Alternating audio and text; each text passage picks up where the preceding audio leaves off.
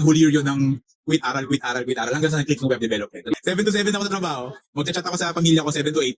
Tapos from 8 onwards hanggang alas 2 na, hanggang alas 2 na madaling araw, humahataw ako sa Upwork. Paglapag mo sa Pilipinas, tatawag kami, bibigyan ka namin ng job offer. Siguro single ako, hindi ko nagawa yung job gano'n na yun. Dahil hindi ako ganun katapang na tao eh. Pero nasuportahan ako ni Mix. Ang pamusta natin, oras na eh. Resources are free. Mag-ipon ka ng buffer mo na Exactly. financially. Oo. Kailangan ayusin mo muna lahat yun. Hindi malayo na may katulad ko, na-quit na rin ng quit. Kasi Oo. nag-iisa siya. Wow, yung quality na lumabas sa atin Oo. is na-hire ng company like Samsung Philippines. Nung pinadala yung bayad sa PayPal, nagtalo na kami ni Mrs. Masaya kami. Kasama mo yung mga kapareho mo eh. I really enjoy that. Nagkukod ako ng 16 hours para hindi ako nababurn. Tapos ito, nagtrabaho ako ng paperwork, burn na burn ako. Okay, gusto ko na sa gera ako eh. Hindi ako manager na utos ng utos eh. Hindi ako ganun eh.